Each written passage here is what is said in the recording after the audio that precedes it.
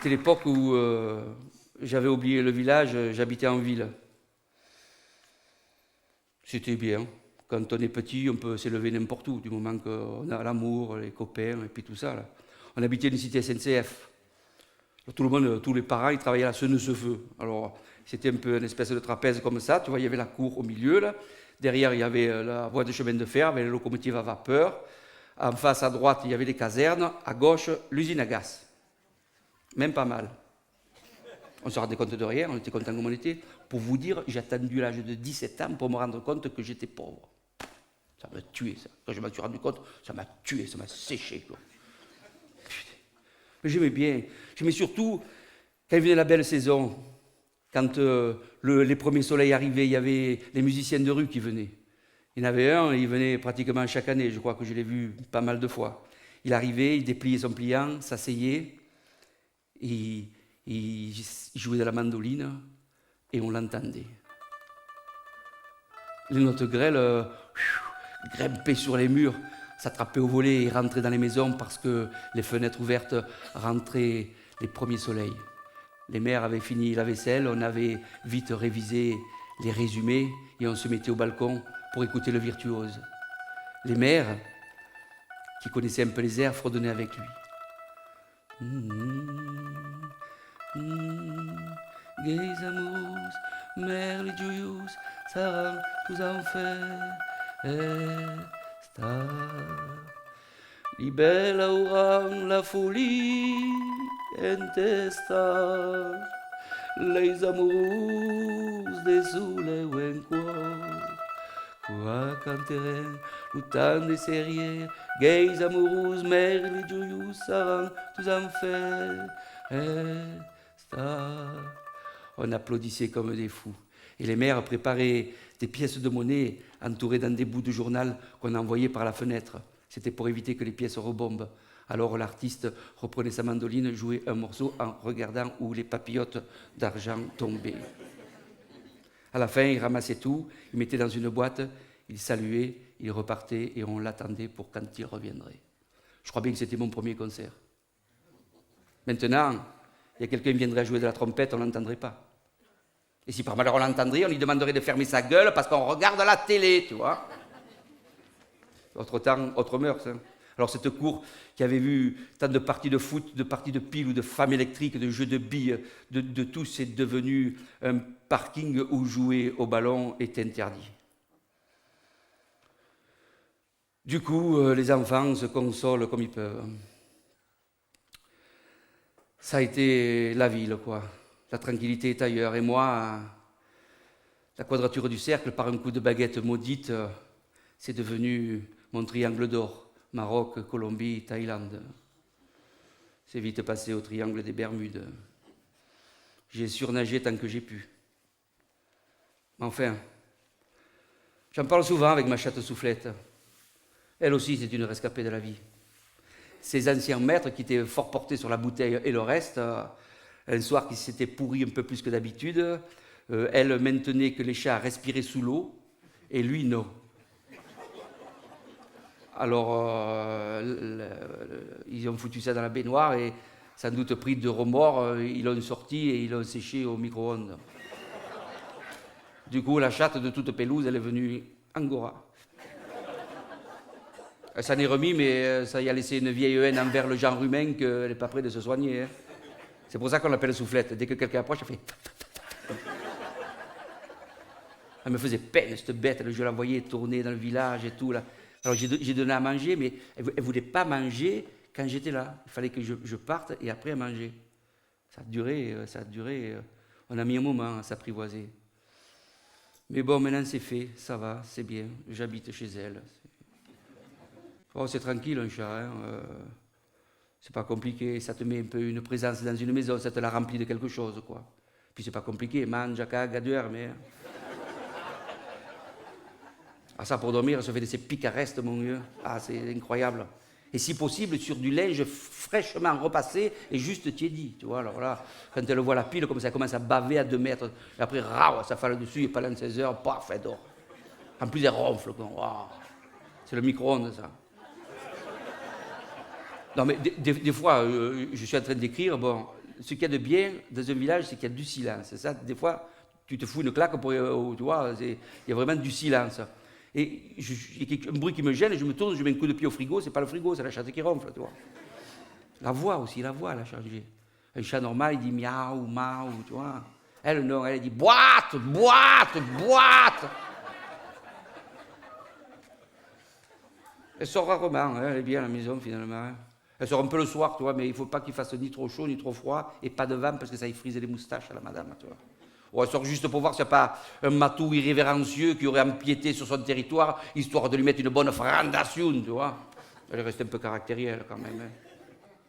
Mais ce que j'aime bien, c'est le soir, quand je rentre et que je claque la porte de la voiture, parce que l'avantage au village aussi, c'est qu'on ne se gare jamais très loin d'où on est. Hein. D'ailleurs, si on se gare à plus de 5 minutes, le lendemain, tu vas à la mairie, tu portes plainte. Hein. Alors, à peine j'ai claqué la porte, madame, elle arrive à la queue droite. Boîte, boîte, boîte. C'est beau, l'amour d'une bête. Hein. Enfin, elle n'a pas beaucoup à marcher, c'est bien, c'est agréable. Parce que, alors, moi, je me rappelle, quand j'étais en ville, pour se garer, quel plan. Alors, en ville, pour se garer, l'idéal, c'est que tu arrives à un endroit, et juste quand tu arrives, il y en a un qui part. Mais c'est rare, c'est rare, c'est rare. C'est rare. Mais bon, en général, avec les heures, tu arrives toujours à te caser, mais il y a des jours où tu ne peux pas. Hein. Alors tu tournes, tu dis, ben, ça fait rien, je refais un tour. Tu refais un tour, toujours pas de place. Tu dis, mais qu'est-ce qu'ils foutent là, tous ces cons, tu vois. Tu tournes, tu vires, bon, il n'y a pas de place, tant pis, je me dégonfle pas. Tu vas te balader ailleurs, tu dis, va voir ailleurs. Et puis, avec les travaux, tu te retrouves à Robacapelle, tu vois. Sans problème, sans problème. Alors tu dis, putain, je ne vais pas me garer là. Alors tu remontes, tu dis de bien avoir une place, tu n'arrives toujours pas de place, les nerfs ils te montent, finalement tu te gares chez Carlo Felice, tu marches demi-heure, tu arrives devant chez toi, tu en as 2 de place, tu vois. Et là tu te dis, mais putain, si j'étais pas garé si loin, j'irais chercher la bagnole, tu vois.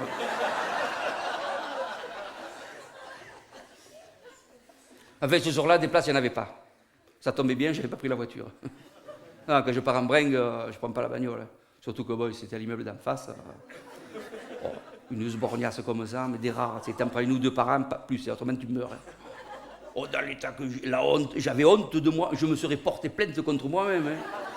Oh, je me disais, mais putain, mais pourquoi t'as bu autant? Pourquoi t'as bu autant? Pourquoi t'as bu autant? L'autre petite voix, parce que c'est bon du corps. Ah, j'étais tétanisé. Oh. Oh, putain. Alors, j'arrivais même pas à traverser. Je marchais tellement doucement que si j'avais rampé, j'aurais allé plus vite. Alors, j'étais les autres cons à la fenêtre. Oh, tu traverses? Ta gueule! Je réfléchis. Alors, j'étais sur les clous et j'ai dit, c'est pas un mirage. Il y avait une voiture garée sur les clous. J'ai dit, putain, comment je fais? En plus, les voitures faisaient... Alors, j'ai dit, là, il y a un vice. Oh. Alors, je me suis approché et puis chaque fois que j'essayais de passer, boing, j'étais... Boing. J'ai dit, bon, je suis pas plus con qu'un autre, je vais sauter. Alors, je me stimule, tu vois, bien comme ça. Je cours. Oh, la jambe gauche, elle passe, genre, elle n'est pas à moi, tu vois. Oh, la droite, je me prends un putain de coup de genou. Ah, je te dis pas la douleur, quoi. Vu que c'était minuit passé, je ferme ma gueule, je souffre en silence, mais la bagnole, j'avais déclenché l'alarme. Même pas, j'ai pu m'échapper, j'avais le genou mort, quoi. 2 secondes après, le concierge qui dort jamais. Mais c'est encore vous qui foutez le bordel, vous le faites esprit, hein. Que vous veniez le matin, que vous veniez le soir, c'est vraiment pas possible, hein. Vous allez réveiller tout le monde avec votre truc, là. J'ai dit, mais c'est vous qui allez réveiller tout le monde à force de gueuler. Mais je gueule pas, mais c'est vous qui avez les fenêtres sur. Qu'est-ce qui se passe? C'est les messieurs qui foutent le bordel, tu vois. Le mari, bon, j'y vais. La femme, reste là, t'es déjà sorti. Je m'en fous. Viens, je vais faire pisser le chien. Il a déjà pissé. Ta gueule, viens ici, toi. Les gens, ils descendent, bon, ils commencent à tourner la voiture, tout le monde la pousse, la secoue, tu vois. De plus en plus, ça tombait. Alors, la bagnole continue de gueuler. Le mec, il commence à arracher un truc, tu vois. Sans que je me rende compte, les roues arrière repartent chez Madame Abo. Discrètement, tu vois, bus de rien. Les gens, ils commencent à arriver, mais c'est pas possible, ça peut pas durer d'acquis d'ailleurs. Le clodo du quartier, qui se réveille, qui dit, putain, c'est déjà le matin! Il attaque l'accordéon, ah, le petit rem blanc, qu'on boit sous les tonnelles, quand les filles sont belles, du côté de Magnan. Tu vois, le couple commence à se former, il y a une grande mort qui passe, il dit, c'est pas possible, moi je m'entraîne au basket et c'est pas possible, hein. Putain, le mec, je le regarde, il m'a fait peur, une testasse comme ça. Oh, mais il était de 2,50 m de haut, de main gauche, le type. En plus, il était habillé drôle, je sais pas s'il avait une short trop long ou un pantalon trop court, tu vois. Putain, au pied des baskets qui faisaient 72.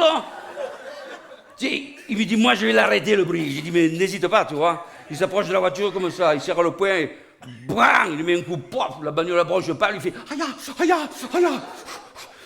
Toute la voiture a continué, c'était le vrai cinéma. Écartez-vous, j'ai la solution. Tac, tout le monde se recule comme ça. Et on voit arriver une momie fraîchement déterrée, avec une chemise de nuit, une crêpe blanche sur la tête, et dans les mains, un 16 canon double. La foule s'écarte, c'est du sérieux, tu vois. Entre-temps, bien sûr, tout ce qui dépassait de la voiture avait disparu, les roues arrière, les phares, tout, comme ça. La voiture a commencé à s'aplatir comme ça. Elle continue de gueuler quand même, hein. Alors le vieux, il arrive, il fait le tour, même pas il remarque l'anomalie. Il prend son fusil, bang, il lui met une botte. Pouah, ça fait juste un trou comme ça dans le pare-brise et les gens sont stupéfaits, quoi. Avant qu'ils se destupéfient, bang, il en remet un deuxième coup, poif, la bagnole explose, les gens ils se jettent dedans. Putain, ils disent, oh mais le siège il est en cuir, je vais faire un blouson, rah, comme ça. Tout le monde, bon, la bagnole pillée, tout le monde en prenait un bout, histoire ça porte bonheur, tu vois. La folie. Mohamed, qui habite un peu plus loin, il dit, mais qu'est-ce que ces personnes, ils me préviennent, il y a la fête. Bougez pas, j'arrive. Blaboum, blaboum, blaboum, blaboum, blaboum, blaboum. Merguez de 5 minutes, ça va y aller. L'autre, ah, le petit blanc. C'était la folie. Les gens, ils commençaient à arriver des autres quartiers. On a entendu les coups de feu, c'est un attentat, paraît que c'est les Arabes. Et l'autre, ah, le petit blanc. Merguez, qui c'est qui les veut, les merguez? Faut appeler la police, dit quelqu'un. C'est déjà fait, dit le traître du 3e. 5 secondes après, paf, le camion de flics arrive, sirène hurlante, le gyrophare à fond, tout pour calmer la foule comme ils savent faire. Oh, le flic, il essaie, qu'est-ce qui se passait-il? Ben, il se passait-il que le machin s'arrête pas de gueuler, et puis voilà, c'est pas normal. Ah ben non, il dit, c'est pas normal, hein. Il dit, mais la voiture, elle était comme ça. Mais ça fait longtemps que ça hurle, ce machin. Oui, ça fait longtemps. Ah, mais alors il y a peut-être une bombe à l'intérieur. Oh, du cono, si une bombe, elle a déjà pété, t'as vu la tronche de la bagnole? Monsieur, je vous en prie, excusez-moi. Bien, on ne sait jamais, principe de précaution. Principe de précaution, éloignez-vous, messieurs, dames, s'il vous plaît. Principe de précaution, nous vous demandons de prendre 10 pas en arrière. Merci beaucoup. Paf! T'as 4 balaises qui arrivent, avec les gilets pare-balles, des bouts de pâte à modeler à la main, cling, clong, autour du capot, plang, ils font péter le capot, ils se mettent à l'horizontale, il va s'encastrer dans le camion à pizza de Mohamed qui gueulait « C'est pas moi! C'est pas moi !» Et l'autre, là, le petit blanc, tu vois. Le machin, il continue de gueuler, tout le monde s'était jeté le moteur, les bougies étaient parties, et le machin, ça hurlait toujours quand un camion de pompiers avec un blessé léger à son bord est arrivé. Bonjour, nous sommes pompiers, nous avons un blessé léger à notre bord, nous avons entendu des coups de feu, où est le cadavre? C'est la bagnole, tu as une dépanneuse, tu la prends et tu te casses. Alors, le flic, alors, qu'est-ce qui se passe-t-il? Ben, il se passe-t-il que ce machin, j'arrive pas à l'arrêter, je viens fou. Bougez pas, j'ai la solution, dit le pompier, qui était bénévole, mais pas con. Il va dans la voiture, rouge, il sort avec une grosse hache rouge, et il a porté un peu comme s'il allait faire du golf, tu vois. Hop, il monte sur le capot, comme ça, tout le monde s'approche, comme ça, et puis il fait... Hop, hop, et tac, il tue un flic. Oh. Non, il le blesse violemment, Et d'un seul coup, schlang, il envoie valdinguer l'engin de l'autre côté, qui, avant d'aller de l'autre côté, il ricoche sur la tronche de notre flic, qui se demandait non seulement pourquoi il était là, mais pourquoi il n'avait pas mis son casque. Le sang coulait, la foule jouissait. Oh, du sang!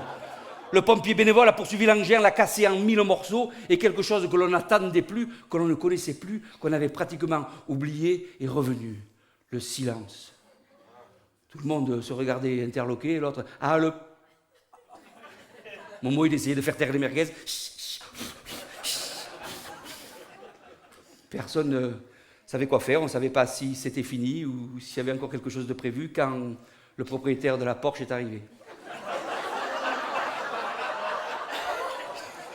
Et ça devait être un Américain parce qu'il est arrivé, il a dit « Oh, porca misère !»